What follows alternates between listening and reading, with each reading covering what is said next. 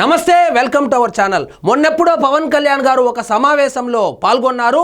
ఆ సమావేశంలో అది భాషకు సంబంధించింది, హిందీ భాషకు సంబంధించింది కాబట్టి అందులో ఆయన ప్రసంగిస్తూ మీ మాతృభాష ఏదైతే ఉందో అది అమ్మ లాంటిది, అదేవిధంగా భారతదేశంలో అత్యధికంగా మాట్లాడుతున్నటువంటి హిందీ భాష ఏదైతే ఉందో దాదాపుగా 42 నుంచి 44% ప్రజలు హిందీ మాట్లాడతారు కాబట్టి అది పెద్దమ్మతో సమానము.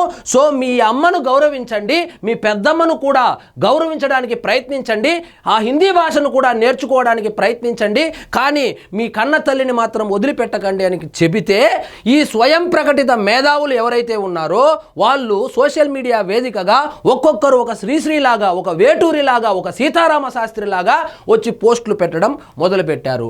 అమ్మ కన్నా పెద్దమ్మ గొప్పదంట. వాస్తవంగా తెలుగులో అమ్మ వాళ్ళ అక్కను పెద్దమ్మ అంటారు. అమ్మ ముఖ్యమా పెద్దమ్మ ముఖ్యమా అంటే అమ్మే మొదట ముఖ్యము, తరువాత పెద్దమ్మ.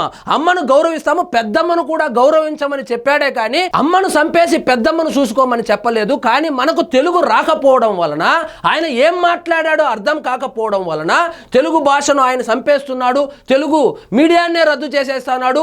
ఏదైతే బీజేపీ వాళ్ళు అంటున్నారో వన్ నేషన్ వన్ లాంగ్వేజ్, అది కూడా వాళ్ళు అనలేదు, అది అనింది మొదట్లో కాంగ్రెస్ వాళ్ళు. కానీ దాన్ని బీజేపీ వాళ్ళకు రుద్ది ఈయన బీజేపీ వాళ్ళతో ఎన్డీఏలో పొత్తులో ఉన్నాడు కాబట్టి ఈయన మీద ద్వేషంతోనో లేక ఈయన సనాతన ధర్మం అన్నాడు కాబట్టి ఈ సూడో సెక్యులర్స్ ఎవరైతే ఉన్నారో దాన్ని అడ్డు పెట్టుకొని హిందూ వ్యతిరేకులు ఎవరైతే ఉన్నారో వాళ్లకు హిందువుల మీద వ్యతిరేకతను ఇప్పుడు హిందీ మీద వ్యతిరేకతగా తీసుకొని వచ్చారు. సో వాస్తవంగా ఇక్కడ సోషల్ మీడియాలో పోస్టులు పెట్టేవాళ్ళు 99% ఇంగ్లీష్ మీడియంలో చదువుకున్న వాళ్ళే. వాళ్ళకేమో first language English, second language Hindi తీసుకుందామా, సాంస్క్రిట్ తీసుకుందామా, ఎక్కువ మార్కులు కొట్టేద్దాము, ఎక్కువ పర్సెంటేజ్లు కొట్టేద్దామని చెప్పి తీసుకొని మూడో లాంగ్వేజ్గా కొంతమంది తీసుకుంటున్నారు, కొంతమంది ఆ తెలుగును కూడా తీసుకోవడం లేదు. అదేవిధంగా ఈ వైఎస్ఆర్సీపీ కార్యకర్తలు ఎవరైతే ఉన్నారో వైఎస్ జగన్మోహన్ రెడ్డి గారి పరిపాలనలో శాశ్వతంగా తెలుగును చంపేసి ఇంగ్లీష్ మీడియం ప్రవేశపెట్టాలని చెప్పినప్పుడు ఈ శ్రీశ్రీ ఏమయ్యాడో, ఈ వేటూరి గారు ఏమయ్యారో, అదేవిధంగా మన సీతారామ శాస్త్రి గారు ఏమయ్యారో తెలియదు కానీ అప్పుడైతే పోస్టులు పెట్టలేదు. ఎప్పుడైతే పవన్ కళ్యాణ్ గారు హిందీ ప్రస్తావన తీసుకొచ్చారో ఒక్కసారిగా బగ్గుమన్నారు. మీరు ఆయన మాట్లాడినటువంటి స్పీచ్ను కనుక వింటే ఆయన ఒక లాంగ్వేజ్ నేర్చుకుంటే, ఒక హిందీనే కాదు ఏ లాంగ్వేజ్ను నేర్చుకున్నా అవకాశాలు పెరుగుతాయని చెప్పారు. ఇప్పటికిప్పుడు పవన్ కళ్యాణ్ గారికి హిందీ నేర్చుకోవాల్సిన అవసరం లేదు. వాళ్ళ పిల్లలకు హిందీ వచ్చు, మరాఠీ వచ్చు, ఆ రష్యాలో మాట్లాడే భాష వచ్చు, తెలుగు వచ్చు, తమిళ్ కూడా వచ్చు. ఆయనకు కానీ ఆయన పిల్లలకు కానీ ఆయన కుటుంబానికి కానీ ఇప్పుడు కొత్తగా భాషలు నేర్చుకొని వాళ్ళు బాగుపడాలని లేదు. ఎవరైతే నేర్చుకోకుండా ఇబ్బంది పడుతున్నారో వాళ్ళు అట్లీస్ట్ ఈయన సినిమా గ్లామర్ కావచ్చు, ఇప్పుడు డిప్యూటీ చీఫ్ మినిస్టర్గా ఉన్నాడు కాబట్టి ఈయన చెబితే 10 మంది వింటారనేటువంటి ఉద్దేశంతో ఒక మంచి మాట చెబితే హిందీని నేర్చుకోండి అని చెబితే రేపటి నుంచి అందరూ ఆంధ్రప్రదేశ్లో కానీ తెలంగాణలో కానీ తెలుగు మాట్లాడకూడదు, హిందీనే మాట్లాడాలి అని హుకుం జారీ చేసినట్లు సోషల్ మీడియాలో వైరల్ అయితే చేస్తున్నారు. కానీ ఆయన ఏం చెప్పాడు, ఆయన ఆలోచన విధానం ఏందనేది ఇక చూడండి. భిన్నత్వంలో ఏకత్వం, జాతీయ సమగ్రత, భాషా సామరస్యంపై పవన్ కళ్యాణ్ గారి ఆలోచన విధానము. మనకు తెలుగు రాదు, మనకు ఇంగ్లీషు రాదు, మనకు హిందీ రాదు, ముఖ్యంగా తెలుగు నేర్చుకోండి. పవన్ కళ్యాణ్ గారు ఏమి మాట్లాడాడు అని చెప్పి తెలుగులోనే మాట్లాడాడు, అది కూడా మనకు అర్థం కాలేదంటే మనకు తెలుగు రాలేదని అర్థము. మనకు తెలుగే రాలేదు, ఇక హిందీ కథ దేవుడెరుగు. తోడా ప్యాస్ డాలో, ఇదర్ ఆయియే ఉదర్ జాయియే, ఈ 3 మాటలు నేర్చుకొని వీళ్ళేదో ఇతర భాషల్లో కూడా భాషా పండితులైనట్లు మాకు అవసరం లేదు హిందీ, మాకు అవసరం లేదు తమిళ్, మాకు అవసరం లేదు మరాఠీ, మిమ్మల్ని ఎవ్వరూ రుద్దడం లేదు, పాయింట్ బ్లాంక్లో గన్ను పెట్టి హిందీ నేర్చుకోమని చెప్పడం లేదు. హిందీ నేర్చుకుంటే మంచిది, దేశంలో అత్యధికంగా మాట్లాడుతున్నటువంటి భాష హిందీ, మీకు ఉపయోగపడుతుంది, మీ వ్యక్తిత్వానికి ఉపయోగపడుతుంది, మీ ఉద్యోగ అవకాశాలను పెంచుతుంది అని చెబితే దాన్ని వక్రీకరిస్తూ నోటికొచ్చినటువంటి పోస్టులు అయితే పెట్టడం జరిగింది. కానీ ఆయన ఆలోచన విధానం ఒకసారి చూద్దాం. మాతృభాషకు ప్రథమ ప్రాధాన్యత. మాతృభాష అంటే ఏంటి?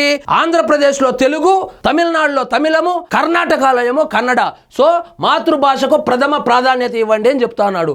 అంటే మీరు తెలుగు వాళ్ళైతే తెలుగుకు మొదట ప్రాధాన్యత ఇవ్వండి, రెండో ప్రాధాన్యతగా హిందీ నేర్చుకోండి అనే చెప్పడం జరిగింది. సమాజంలో మన గుర్తింపుకు మూలం మాతృభాష. బాల్యంలో విద్యాభ్యాసానికి మన సంస్కృతులను కాపాడుకోవడానికి మాతృభాష తప్పనిసరిగా ఉండాలి.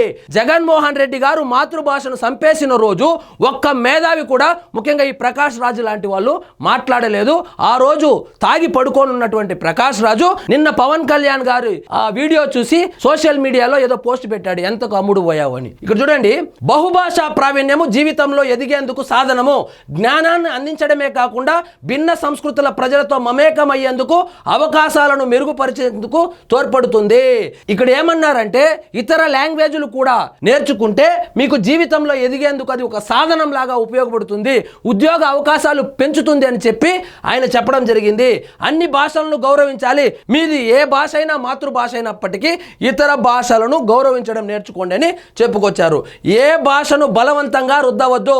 ఎవరైతే హిందీని వ్యతిరేకిస్తున్నారో, ఎవరికైతే బీజేపీ అంటే పట్టదో, ఎవరికైతే నరేంద్ర మోడీ గారు అంటే పడ్డదో, ఎవరికైతే అమిత్ షా అంటే పడదో, ఎవరికైతే పవన్ కళ్యాణ్ అంటే పడదో వాళ్ళు గుర్తించుకోవాల్సింది ఆయన ఏం చెప్తున్నాడంటే ఏ భాషను బలవంతంగా రుద్దవద్దు, వాళ్ళకు ఇష్టం ఉంటే నేర్చుకుంటారు, లేకపోతే లేదని చెప్పుకొచ్చారు.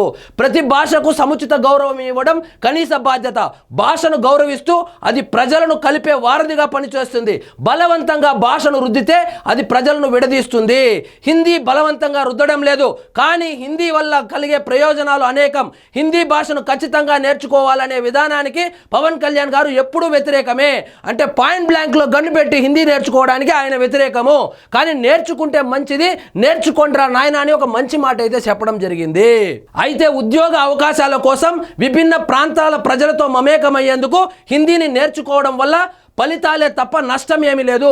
ఒక భాషను నేర్చుకుంటే లాభమే కానీ నష్టం ఏముంది అని కూడా ఆయన ఆలోచన విధానాన్ని ఆయన పంచుకున్నారు. భిన్నత్వంలో ఏకత్వం భారతదేశ అస్తిత్వం.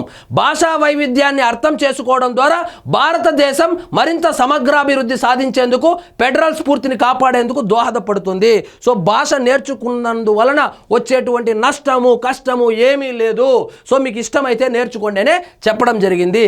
దీనిని వక్రీకరిస్తూ పవన్ కళ్యాణ్ గారు ఏమి మాట్లాడినా వక్రీకరించాలనేటువంటి ఒక దురుద్దేశంతో ఆయన ఏదో తెలుగు భాషను చంపేస్తా ఉన్నట్లు, మొట్టమొదటగా జగన్మోహన్ రెడ్డి గారు తెలుగును చంపేసి ఇంగ్లీష్ మీడియం ప్రవేశపెట్టినప్పుడు మాట్లాడిన వ్యక్తి పవన్ కళ్యాణ్ గారు. ఇది మనం మర్చిపోకూడదు. ఇంకొకటి, బీజేపీ ఏదో రుద్దేస్తా ఉంది ఈ హిందీకి సంబంధించి అనేటువంటి ఒక అపోహ కూడా ఉంది. దాని కథ చూద్దాం రండి. ఇది నేను రాసిన రాతలు కాదు, సాక్షాత్తు జగన్మోహన్ రెడ్డి గారు నడుపుతున్నటువంటి సాక్షి పేపర్లో ఇంగ్లీష్ మీడియాన్ని ప్రవేశపెట్టి తెలుగును చంపేయాలనుకున్నటువంటి మన జగన్మోహన్ రెడ్డి గారి పేపర్లో హిందీ అధికారిక భాష ఎలా అయిందనేటువంటి ఒక ఆర్టికల్ వచ్చింది. చూడండి, నేడు ప్రపంచంలో అత్యధికంగా మాట్లాడే అర్థం చేసుకునే భాషలో హిందీ ఒకటి. హిందీ ప్రజల భాష అని మహాత్మా గాంధీ అభివర్ణించారు. పవన్ కళ్యాణ్ గారు అన్న పెద్దమ్మ అన్నాడు, కానీ సాక్షాత్తు మహాత్మా గాంధీ గారు ఏమన్నారంటే హిందీ అనేది ప్రజల భాష అని ఓ కాలంలోనే చెప్పారు. అంటే ఇప్పుడు మహాత్మా గాంధీ గారి మీద కూడా పోస్టులు పెడతారా? మీరు ఎవరి మీదైనా పెడతారులేండి, అది వేరే విషయము. అలాగే దానిని దేశ జాతీయ భాషగా చేయాలని కూడా ఆయన సిఫార్సు చేశారు. ఈ ఐడియా ఎవరిదో కాదు, బీజేపీ వాళ్ళది కానే కాదు. ఈ ఐడియా మొదట వచ్చింది మహాత్మా గాంధీ గారికే. మహాత్మా గాంధీ గారు హిందీని జాతీయ భాషగా చేయాలని కూడా సిఫార్సు చేశారు. అలా సిఫార్సు చేస్తే 1949 అంటే స్వతంత్రం వచ్చిన తర్వాత సెప్టెంబర్ 14న హిందీకి అధికార భాష హోదా ఇచ్చారు. ఆల్రెడీ ఇవ్వను కూడా ఇచ్చారు. అంటే అప్పుడు కాంగ్రెస్ గవర్నమెంటే ఉండింది, బీజేపీ అప్పుడు ఉనికిలో కూడా లేదు. అందుకే ఈరోజు సెప్టెంబర్ 14 హిందీ దినోత్సవంగా జరుపుకుంటారు. రాజ్యాంగ సభ ఆంగ్లంతో పాటు దేవనాగరి లిపిలో ఉన్న హిందీని అధికార భాషగా ఆమోదించింది. మొదట హిందీ దినోత్సవాన్ని 1953 సెప్టెంబర్ 14న జరుపుకున్నారు. దీనిపై రాజ్యాంగ సభలో సుదీర్ఘ చర్చ కూడా జరిగింది. మన దేశంలోని చాలా మంది ప్రజలు హిందీ భాషను జాతీయ భాషగా భావిస్తారు. నిజానికి హిందీ జాతీయ భాష కాదు. దీని మీద కూడా పెద్ద దుమారమే రేగింది. నిన్న నారా లోకేష్ గారు ఏదో ఒక ఆంగ్ల ఛానల్కి ఇస్తున్నటువంటి ఇంటర్వ్యూలో అది నేషనల్ లాంగ్వేజ్ అన్నారని, ఆయన ఏం చెప్పినాడు, 4 భాషలు నేర్చుకుంటే నష్టమేమి కష్టమేమని ఆయన కూడా ఒక భాష నేర్చుకోండి అనే చెప్పారు. దాన్ని కూడా ట్రోల్ చేస్తా ఉన్నారు. సరే, ఇక్కడ చూడండి, ఈ అంశంపై వివిధ భాషా ప్రయుక్త రాష్ట్రాలు, హిందీ మాట్లాడే రాష్ట్రాల మధ్య అనేక వివాదాలు ఉన్నాయి. ముఖ్యంగా తమిళనాడుకు సంబంధించి, కర్ణాటకకు సంబంధించి. నిజానికి భారత రాజ్యాంగంలో ఏ భాషకు జాతీయ హోదా ఇవ్వలేదు. స్వతంత్రానంతరము భారత రాజ్యాంగ రాజ్యాంగాన్ని రూపొందించే ప్రక్రియ జరుగుతున్నప్పుడు రాజ్యాంగ పరిషత్తులో భాషపై చర్చ జరిగింది. ఆ సమయంలో హిందీని జాతీయ భాషగా చేయాలని కొంతమంది కోరగా మరికొందరు వ్యతిరేకించారు. ఎప్పుడో బీజేపీ ఉనికిలో లేనప్పుడే హిందీని జాతీయ భాషగా చేయాలని కాంగ్రెస్ వాళ్ళే ప్రయత్నాలు చేస్తే, కానీ భాష ద్వారా ఏర్పడినటువంటి రాష్ట్రాలు ఏవైతే ఉన్నాయో అవి వ్యతిరేకించాయి. రాజ్యాంగ సభలో సుదీర్ఘ చర్చ తర్వాత హిందీని అధికార భాషగా చేయాలనే నిర్ణయానికి వచ్చారు. దీని తరువాత రాజ్యాంగంలోని ఆర్టికల్ 343(1) ప్రకారము దేవనాగరి లిపి రూపంలో హిందీకి అధికార భాష హోదా ఇచ్చారు. 1949 సెప్టెంబర్ 14న రాజ్యాంగ సభ హిందీకి అధికార భాష హోదాను ఇచ్చింది. అధికార భాషకు జాతీయ భాషకు మధ్య వ్యత్యాసం ఉంది. అధికార భాష వేరే, జాతీయ భాష వేరే, ఆ రెండింటికి మధ్య డిఫరెన్స్ ఉంది. రాజకీయ, సాంస్కృతిక, సామాజిక అంశాలను తెలియజేసేందుకు ఉపయోగించేది జాతీయ భాష.